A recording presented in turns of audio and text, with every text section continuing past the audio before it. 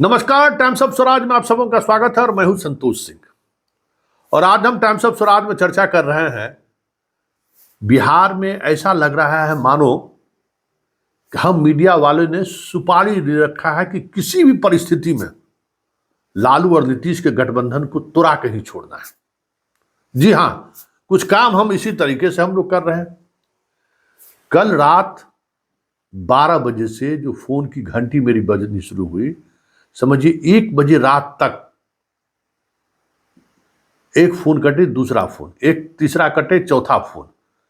मतलब समझिए कि मानसिक तौर पे इतना ज्यादा तनाव में आ गए कि अंततः मुझे मोबाइल बंद करना पड़ा, जो अमूमन हम मोबाइल बंद कभी नहीं करते, क्योंकि मुझे सुबह पटना से बाहर कुछ अलग मिशन में निकलना था।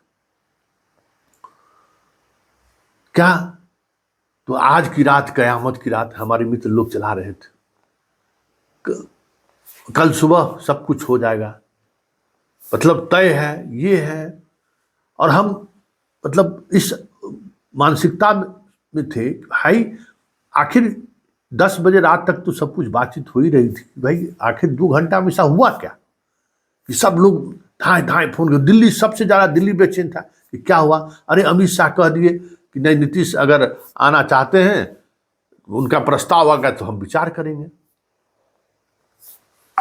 कुछ अजीबोगरीब लग रहा था चीजें, किस तरीके से क्या हो रहा है। राहुल गांधी से लोग लगातार सवाल कर ही रहे थे, रोजाना तेजस्वी से लोग सवाल कर ही रहे हैं कि गठबंधन आया गया गया। किसी तरीके से सुबह 8 बजे तक मोबाइल अपना बंद रख के 7:30 8 बजे तक उठे, तैयार होकर हमको जल्दी निकलना था। जैसे ही मोबाइल ऑन हुआ, फिर वही कहानी शुरू। गाड़ी मुझे खुद ड्राइव करके जाना था, जहां जाने की तैयारी थी। हालात ये हुआ कि मुझे गाड़ी चेंज करना पड़ा। इतना ज्यादा फोन। लालू यादव, तेजस्वी यादव पहुंचे नीतीश से मिलने के लिए। नीतीश नीचे नहीं उतर रहे हैं। क्या बात है संतोष जी, क्या हो गया? खबर, सारा नेशनल मीडिया खबर चला रहा है, गठबंधन का आखिरी घंटा शुरू हो गया है। थोड़ी देर बाद बीजेपी के तरफ से खबर आता है कि बीजेपी ने विधायकों की विधायक दल की आपात बैठक बुलाई। पूरा क्या वहां विधायकों से लिखाया जा रहा है, हर विधायक से सिग्नेचर लिया जा रहा है। आज राजभवन लगता है, वहीं से लोग राजभवन चले जाएंगे। तो जो हमारे मित्र इन खबरों को काफी प्रमुखता से चला रहे थे, हम खुद बेचैन थे, हमें कुछ समझ में नहीं आ रहा था कि हम जवाब क्या दें।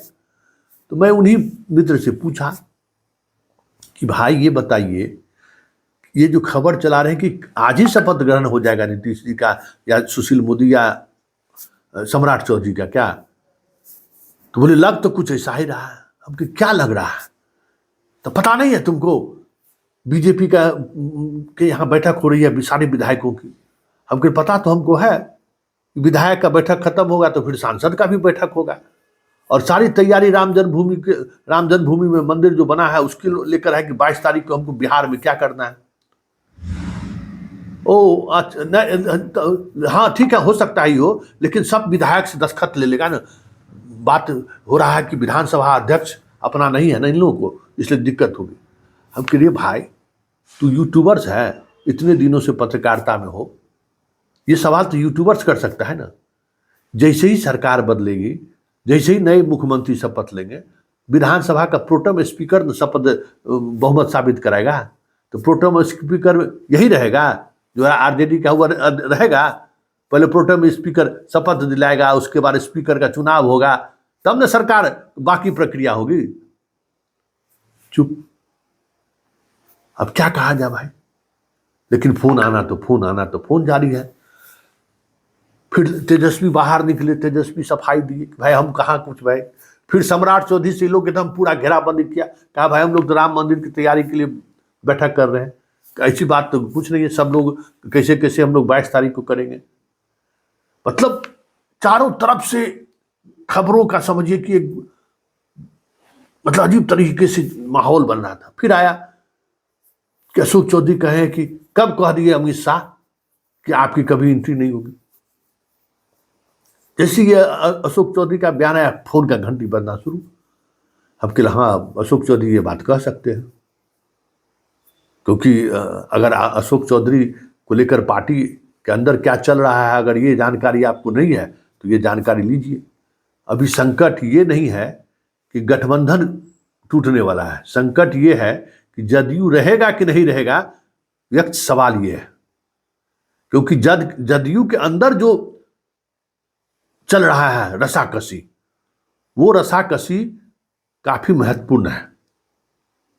अशोक चौधरी जैसे नेता चाहते हैं, जरूर चाहते हैं कि हम बीजेपी के साथ जाएं, लेकिन कई ऐसे नेता हैं जो नीतीश को इस बात को लेकर भी सलाह दे रहे हैं कि अपने राजनीतिक पारी, अंतिम पारी में बदलने का कोई नैतिक आधार भी क्या रखिएगा, और बदलने सब क्या मिलने वाला है, क्यों बदले, अगर फिर वापस ही लौटना था तो आप बदले क्यों? क्या आपको लगता था कि आप उधर जाएंगे तो आपको प्रधानमंत्री की कुर्सी मिल जाएगी या प्रधानमंत्री के दावेदार हो जाएंगे? अगर ये खुशफहमी आपको थी तो फिर ये आपका राजनीतिक रूप से आप पूरी तौर पर आप कह सकते हैं कि ककारा तक नहीं सीखे हैं आप। जो आप 15 गो से 20 गो विधायक सांसद जीतने की स्थिति में है, वो आप प्रधानमंत्री बनने की बात कैसे सोच सकते हैं? तभी सोच सकते हैं ना जब इंद्र कुमार गुजराल वाली स्थिति बन जाए कि कोई नहीं बनने के लिए तैयार है तो आपको बना दिया जाए। तो वो स्थिति तो अभी गई नहीं है। तो इस तरीके की तमाम चीजें आज दिन भर चलती रही। फिर शाम में आया ईडी पहुंच गया लालू यादव क्या। अरे भाई, हर बार ईडी नोटिस जो जब देता है कि फलाने तारीख को आइए, तो ईडी के अधिकारी पहुंचते हैं सम्मन देने के लिए कि आप फलाने तारीख को आइए, आपको सदैव सम्मन दिया जाता है। ये अलग बात है कि आज मीडिया लालू के आवास पर ही थी और उन्होंने आवास पर उन्होंने ईडी की गाड़ी को जाते हुए देख लिया। हर सम्मन में हस्तगत करा दिया जाता है, हाँ, हैंड टू हैंड उनके आवास पर। और पटना के ईडी के अधिकारी वहां जाते हैं, जो दिल्ली में है तो उनको दिल्ली में जाके दिया जाता है। लेकिन चलिए, हम लोग तो सुपारी ले लिए, देखिए आगे आगे होता है क्या। लेकिन 22 तारीख का जो डेडलाइन था ना, जब आखिरी अभी थोड़ी देर पहले जब हमारे मित्र मंडी से बात हुआ, हमको बताइए ये जो कह रहे हैं आप लोग, तो 22 तारीख की इतना बड़ा जो आयोजन हो रहा है, उस आयोजन में अगर नीतीश कुमार पाला बदल के इधर चलाते हैं तो कितनों मीडिया चाहेगा कि खबर नहीं चलावे, कितनों आप प्रतिबंधित कर दीजिएगा, कह रहे अभी अयोध्या छोड़िए नहीं, कैसे नहीं दिखेगा, कैसे छोड़ देगा? क्योंकि इंडिया गठबंधन ही समाप्त हो जाएगा। मतलब खबर तो यही होगी ना, इंडिया गठबंधन का नींव रखने वाला आदमी ही एनडीए में शामिल हो गया। तो रामलला का मंदिर बनने से बड़ी खबर, राजनीतिक खबर हो जाएगी इस देश में ना। तो मोदी बेवकूफ है जो इसको खबर बनने देगा, चाहे इससे उसको लाभ हो या नुकसान हो, बात की बात है। उसकी सरकार एक सत्ता में बढ़ जाएगी, तो बात की बात है, लेकिन बेवकूफ है। तब आज शाम में लोग मान लिए, हमारे तमाम मित्र, हाँ 22 तक तो संतोष जी कुछ नहीं होगा। हम कल आगे 31 तक इंतजार कीजिए, इसी जो होना होगा इस महीना में हो जाएगा। हम मान लेना, हाँ ठीक है हो जाएगा। हमको क्या होगा, तो गठबंधन टूटना तय है, बीजेपी के साथ जाना तय है। हमको ठीक है, मान लिए हम। तब कह दीजिए 2 लाख शिक्षक बहाली, या फिर अभी जो 2-2 लाख रुपया खाता में देने की बात हुई है, खेल मंत्रालय का जो गठन हुआ है, काहे किए नीतीश जी। और 22 तारीख के मास लेवल पर ट्रांसफर पोस्टिंग हो रहा है, उसमें महागठबंधन के लोगों की अगर पोस्टिंग होती है अधिकारियों की, उससे बहुत कुछ स्पष्ट हो जाएगा। चलिए, लेकिन भाई जिस तरीके से हम लोग सुपारी लिए हैं, मानना पड़ेगा कि भाई सुपारी लेने का जो है पूरा हम लोग दे रहे हैं, वफादारी दिखा रहे हैं। अब देखिए क्या होता है। लेकिन इस पूरे महीने में भी विराम लग जाए कि नीतीश किधर जाएंगे तो बड़ी बात होगी, क्योंकि ये नीतीश के आने जाने की जो खबर है ना।